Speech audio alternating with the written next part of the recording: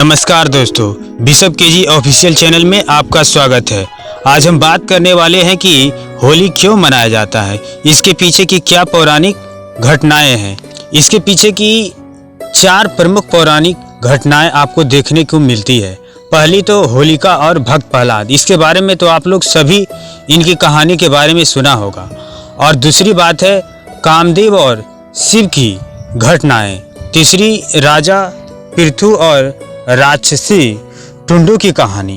और चौथी श्री कृष्ण और पूतना का वध। ये 4 प्रमुख घटनाएं आपको होली के संबंध में आपको जानकारी देखने को मिलती है। इनमें से हम आपको शिव और कामदेव के बीच की घटनाओं के बारे में बात करेंगे।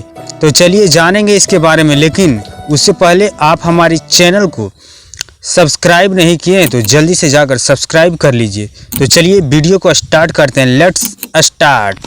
यह बात है उस समय की जब राजा यक्ष प्रजापति जो है एक यज्ञ का आयोजन करता है और वह शिव जी और अपनी बेटी सती को आमंत्रित नहीं करता है, लेकिन उसकी बेटी सती जो है यज्ञ में शामिल होना चाहता है। लेकिन शिव जी मना करते हैं, हे सती, बिना आमंत्रित किए हुए यज्ञ में जाना अच्छी बात नहीं है। फिर भी सती जो है शिव जी की बातों को नहीं मानता है और अपने पिता यक्ष प्रजापति के यहाँ चला जाता है और यज्ञ में शामिल हो जाते हैं। जब माता सती यज्ञ में शामिल होने के लिए अपने पिता के पास पहुँचे तो उनके पिताजी यक्ष प्रजापति जो है शिव जी के बारे में बहुत ही बुरे बुरे शब्द कहे। ये दिन भर नशा में चूर रहता है, भांग धतूरा खाता है और भूत पिशाच के साथ रहता है। तुम इसके बारे में कहते हो, इसको मैं क्यों यज्ञ में आने के लिए कहूँ।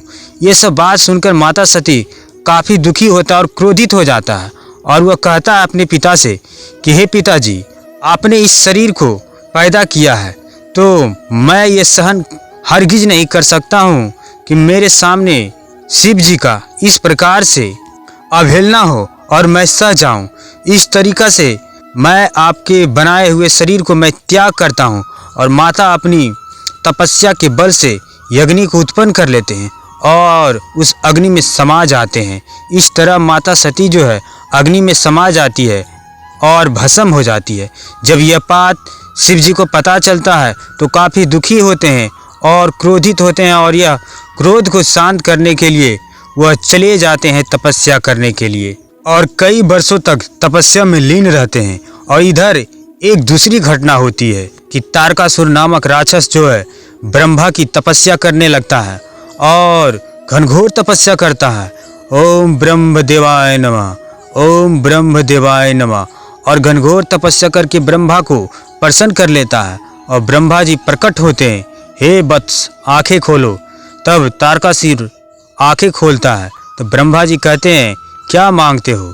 तब तारकासुर कहता है कि मुझे अमरता का वरदान चाहिए ब्रह्मदेव। तब ब्रह्मदेव कहते हैं, हे तारकासुर, मैं अमरता का वरदान नहीं दे सकता हूँ, क्योंकि जो भी इस पृथ्वी पर आया है उसकी मृत्यु तो सत्य है।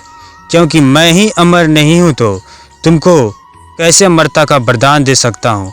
मुझे भी कई सालों के बाद दूसरे जन्म लेना पड़ता है। और इस तरह ब्रह्मा जी अमरता का वरदान नहीं देते हैं और कहते हैं, अगर तुमको इच्छा है तब दूसरी वरदान मांग सकते हो। तब पूरी सोच समझकर तारकासुर वरदान मांगता है, हे ब्रह्मदेव, मुझे ये वरदान दे कि मेरी मृत्यु सिर्फ शंकर जी के पुत्र से ही हो।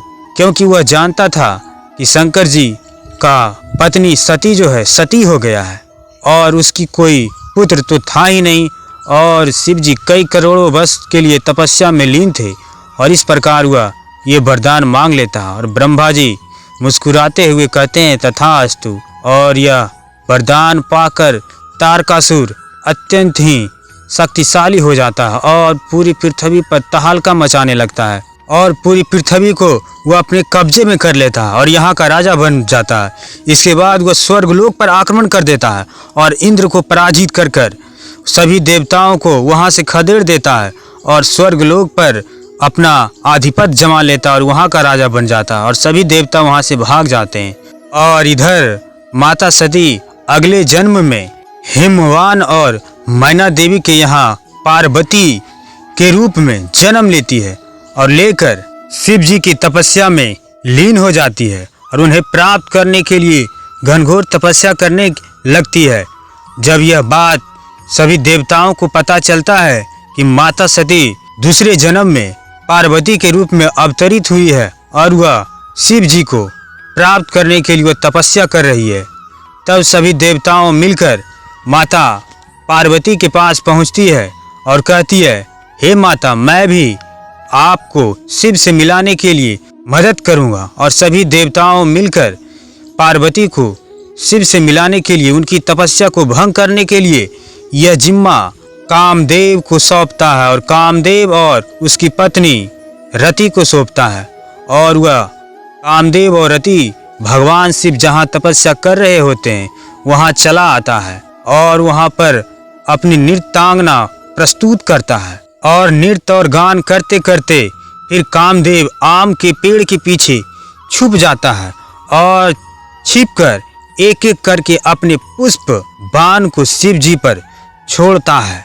अंत में एक बाण शिव जी के हृदय पर लगता है, जिसके चलते शिव जी की तपस्या भंग हो जाती है।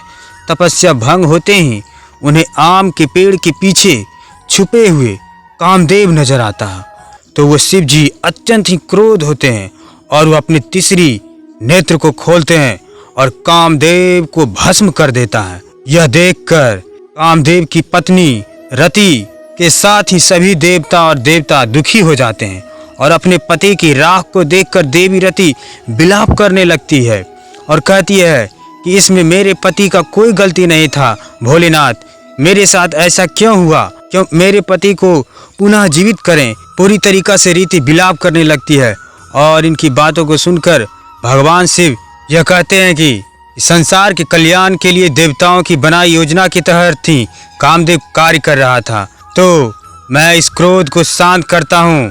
तब राख में से देवी रति के पति कामदेव की आत्मा को शिव जी प्रकट करते हैं और फिर शिव देवी रति को वचन देता है कि द्वापर युग में यादव कुल में जब श्री विष्णु कृष्ण के रूप में अवतार लेंगे और उनके पुत्र के रूप में तुम्हारे पति का जन्म होगा, जिसका नाम प्रद्युम्न होगा, और जब वह संभरासुर राक्षस का वध करने के बाद तुम्हारे पति से पुनः दोबारा तुम्हारा मिलन होगा। इस तरीका से कामदेव और उसकी रति का मिलन होता है और उस टाइम सभी देवता लोग अत्यंत ही फूलों की वर्षा करती है और रंगों की वर्षा करके पूरी खुशियां मनाती है और तभी से यह उत्सव होली उत्सव की परंपरा स्टार्ट होती है और होली उत्सव मनाया जाता है।